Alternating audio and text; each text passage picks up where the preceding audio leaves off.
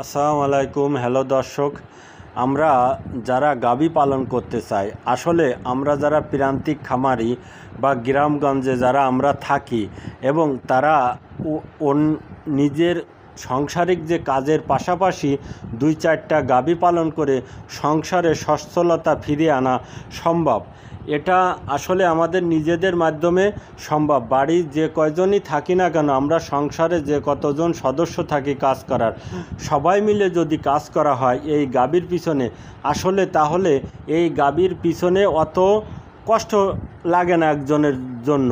কিন্তু যে লোকটা আপনার কৃষিকাজ করে, সে সকালবেলায় গরু গাভীদেরকে খাবার দাবার দিয়ে সে কৃষিকাজে চলে যাবে, কেউ যদি ব্যবসা করে ব্যবসার কাজে চলে যাবে, কেউ চাকরি করলে চাকরির কাজে চলে যাবে। বাড়িতে যারা থাকবে তারা একটু দেখাশুনো করবে এই গাভীর সেক্টরে।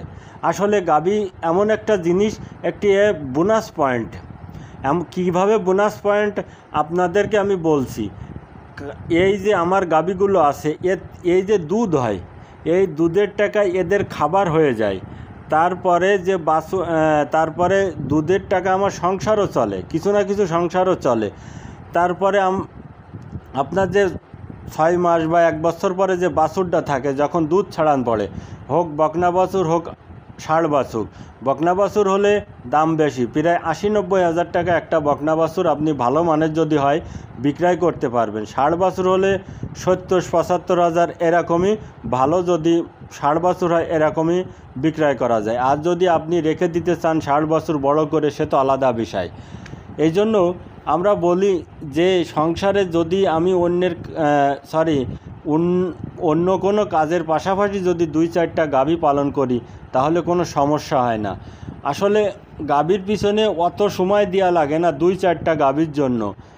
যখনই সকালে উঠে আপনি গোয়ালঘর পরিষ্কার করে ওদের খাবার দাবার দিয়ে দুধ দহন করলেন, করে আপনি গোসল করালেন, করে কাঁচা ঘাট দিয়ে দেন, বাস হয়ে গেল খাবার কাজ কাম গাভীর ক্ষেত্রে।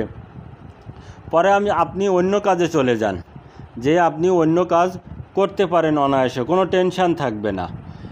কিন্তু বাড়ি যারা থাকবে তারা একটু দেখাশুনো করবে। আসলে আমি গাভী পালন করি, আসলে এইভাবে পালন করি। আমি দেখি গাভীগুলো, আমার আব্বা দেখে, আমার আম্মা দেখে, আমার বাড়িয়ালি যে থাকে সেও দেখে, সবাই মিলে দেখাশুনো করি। পাশাপাশি আমি অন্য কাজও করি, সেজন্য আমার কোনো সমস্যা হয়ে দাঁড়ায় না। কিন্তু কেউ যদি এককভাবে পালন করতে চায় তাহলে তাকে সম্পূর্ণভাবে এই সেক্টরে সময় দিতে হবে। 4-5টা যদি গাভী নিয়ে সে শুরু করে তাহলে সম্পূর্ণ সময় দিতে হবে। আর আমি বলবো যে একদম সব কাজ ছেড়ে দিয়ে আপনি খামার ধরে বসে থাকবেন তাহলে আপনার সংসার চলবে না। আপনাকে অন্য কোনো কাজ করতে হবে, তার পাশাপাশি 2-4টা গাভী নিয়ে লালন পালন করতে হবে। যখনই আপনি দেখবেন আপনার গাভীর থেকে আপনার সংসার খরচ, এদের খাবার দাবার, আপনার সম্পূর্ণ খরচটাই গাভীর দুধের টাকায় চলতেছে, তখন আপনি অন্য কাজ ছেড়ে দিতে পারেন, দিয়ে একদম এই সেক্টরের ভিতরে আপনাকে সময় দিতে হবে। আর প্রথম চান্সে যে আপনি বলবেন যে আমি লোক রেখে কাজ করাবো, তাহলে হবে না ভাই। লোক রেখে কাজ করালে এতে তার বেতনও দিতে হবে, গাভীরও ক্ষতিও হবে, অনেক সমস্যা দেখা দিবে। কারণ যারা লোক থাকে তারা আসলে আপনার ভালোভাবে কোনো ট্রিটমেন্টই করে না। আপনার একটা গাভীর ম্যাস্টাইটেড হয়েছে বা উলানফুলা রোগ হয়েছে, আপনাকে আজ বলতেছি কাল বলতেছি এই বলতে বলতে গরুটাই নষ্ট হয়ে যায় ভাই। তখন আপনি তার কি বলবেন? কিছুই বলতে পারবেন না।